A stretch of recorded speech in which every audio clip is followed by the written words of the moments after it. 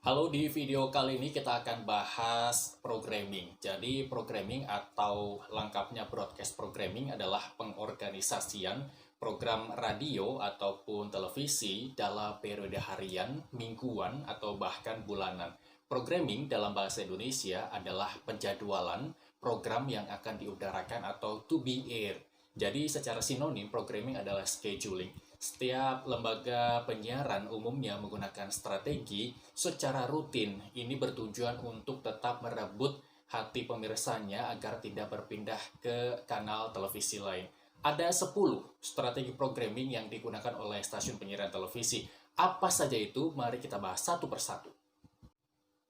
Yang pertama, day parting. Day parting adalah suatu langkah dalam perencanaan yang membagi setiap hari dalam suatu waktu yang dinilai cocok dan pas untuk diudarakan. Jadi program ini sangat-sangat mempertimbangkan target audiensinya pada suatu waktu tertentu, misalkan pagi, siang, sore, atau malam. Misalkan kalian jadi seorang programmer, untuk menentukan program mana yang akan tayang di pagi, siang, sore, atau malam, harus menentukan target audiensinya. Misalkan pagi hari target audiensinya adalah anak-anak, terus siang hari adalah ibu-ibu, atau bahkan malam hari adalah para pekerja yang kembali ke rumah dari kantor untuk menyaksikan program-program yang memang mereka inginkan. Jadi jangan sembarangan naruh program siaran yang bukan target audiensinya. Misalkan taruh film kartun di malam, anak-anak udah tidur, tidak ada yang menonton. Terus kemudian acara kuliner pagi-pagi, karena target audiensinya anak-anak, jadi ibu-ibu tidak nonton. Jadi jangan menempatkan program siaran bukan pada tempatnya atau bukan pada tujuan target audiensnya. Yang kedua, timing. Timing adalah penentuan tema tertentu yang diudarakan pada saat khusus seperti hari liburan, hari Natal, atau hari raya Idul Fitri, Idul Adha. Jadi program siarannya ini bertema, misalkan pada saat libur Natal yang diperingati pada 25 Desember, biasanya televisi menayangkan dalam seminggu ini program-program yang berkaitan dengan hari raya Natal. Misalkan program televisi Home Alone 1 sampai Home Alone 6. Nah, ini adalah pengelompokan program siaran berdasarkan momen tertentu, yaitu momen libur Natal dan Tahun Baru. Biasanya filmnya berbau Christmas atau berbau New Year dan lain sebagainya. Yang ketiga, stripping. Stripping adalah suatu langkah perencanaan program sindikasi jenis series yang tayang seminggu, bahkan sebulan, atau bahkan lebih dari sebulan sesuai episode yang akan ditayangkan. Jadi, stripping ini berlaku untuk sinema elektronik atau sinetron yang tayang seminggu, atau tayang sebulan, atau bahkan tayang berbulan-bulan sesuai episode yang akan ditayangkan. Tapi bukan hanya untuk sinetron saja, stripping ini berlaku untuk semua jenis program acara, semua jenis program televisi yang tayang seminggu, atau tayang sebulan, atau bahkan tayang berbulan-bulan sesuai episode yang akan ditayangkan, itu juga bisa dikatakan stripping. Yang keempat, stacking. Stacking adalah suatu teknik yang digunakan untuk mempengaruhi audiens dengan cara mengelompokkan beberapa program acara dengan tema yang mirip dalam rangka untuk melihat minat pemirsa dari program satu dengan program berikutnya. Misalkan contoh dari program sinetron A, kemudian tayang program sinetron B, atau program FTV A dengan judul yang lain, terus kemudian tayang dengan FTV B dengan judul yang lain. Ini digunakan untuk melihat apakah pemirsa tertarik dengan program yang A atau program yang B dengan kemiripan tema. Sinetron dengan sinetron, FTV dengan FTV, acara musik dengan acara musik, seperti itu. Yang kelima, counter programming. Counter programming adalah langkah perencanaan suatu program tandingan terhadap satu program yang berhasil dari stasiun penyiaran lain pada satu periode tertentu, bertujuan untuk menarik audiens program tersebut ke program yang baru kita akan rencanakan. Misalkan di satu TV dengan acara musiknya, dengan memiliki banyak pemirsa, terus kemudian di TV B menciptakan acara musik di waktu yang sama, bertujuan untuk menarik pemirsa dari TV A yang menonton acara musik tersebut untuk beralih ke TV B yang memiliki program yang sama. Ini yang dikatakan counter programming. Jadi meniru program yang sudah ada dengan audiensinya yang sangat besar. Jadi bertujuan untuk menarik audiensinya dia ke audiensinya kita. Yang keenam, bridging. Bridging digunakan bila suatu stasiun penyiaran televisi mencoba mencegah audiensinya atau pemirsanya berpindah ke kanal lain dalam satu waktu jeda di mana semua stasiun penyiaran berhenti dengan programnya atau dalam arti kata iklan. Jadi langkah bridging ini efektif melalui 3 cara.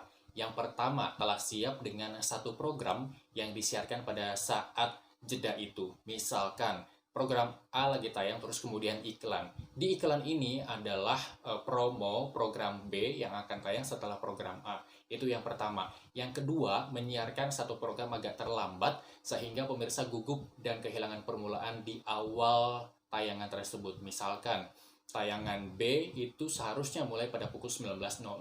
Namun tayangan A ini belum selesai. Jadi agak terlambat selesainya agar si penonton program B ini menunggu-nunggu awal adegan meskipun tayangnya agak sedikit telat, misalkan jadi 19.05 atau 19.10 begitu. Itu sengaja dilakukan agar penonton program B tetap stay meskipun program A ini belum selesai. Dan yang ketiga adalah dengan cara pengiklanan program berikutnya setelah waktu jeda dalam slot penyiaran program yang digemari penonton. Misalkan ada program A yang sangat banyak audiensinya, kemudian ada program B yang akan tayang selanjutnya. Program B ini promonya diiklankan di program A yang penontonnya sangat banyak. Jadi meskipun ada beberapa program yang dimiliki oleh stasiun televisi, tapi ada program A yang memiliki penonton paling banyak, maka program B hanya diiklankan di iklan di jeda program A yang sedang tayang. Yang ketujuh, tempoling. Tempoling adalah langkah perencanaan slot waktu bagi program acara yang baru sebelum dan setelah satu program unggulan yang mempunyai audiensi cukup besar. Misalkan program A seperti yang tadi memiliki audiensinya cukup besar dibanding program yang lain. Program B ini baru sama sekali belum tayang. Jadi program B ini akan dipromokan pada iklan sebelum atau sesudah program A ini yang memiliki audiens cukup tinggi tayang. Jadi program baru diiklankan di sebelum atau setelah program A yang memiliki audiens cukup besar itu tayang.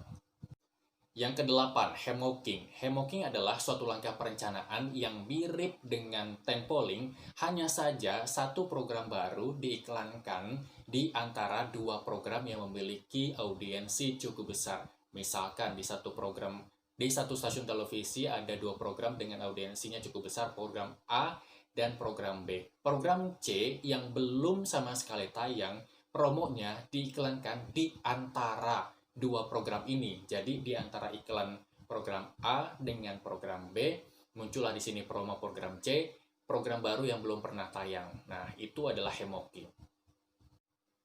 Yang kesembilan, cross-programming. Cross-programming adalah pemilihan jenis program berikut dalam urutan jadwalnya dari penayangan satu program yang mempunyai relevansi tema. Langkah ini dapat diperoleh dengan cara mengevaluasi jalan cerita dari dua episode atau dua program yang berbeda. Misalkan, satu program, misalkan saya sebut program Azab, pasti kalian tahu itu di stasiun televisi yang mana. Di program Azab ada dua judul dengan relevansi tema yang sama. Misalkan yang pertama taubatnya siapa, yang kedua taubatnya siapa. Jadi ini dilakukan untuk melihat, mengevaluasi jalan cerita mana yang digemari oleh penonton. Jadi ini yang dikatakan cross programming. Jadi bukan hanya Azab aja, ada dulu ternyata di salah satu stasiun televisi. Jadi ada dua cerita horor dalam satu program. Programnya namanya ternyata. Ada dua tema, misalkan hantu jembatan apa dan hantu jembatan apa. Ini digunakan untuk mengevaluasi jalan cerita mana yang paling digemari. Sama dengan Azab. Jadi satu program yang namanya Azab ada dua jalan cerita. Nah, ini dievaluasi jalan cerita mana yang paling digemari oleh penonton. Ini dikatakan sebagai cross programming.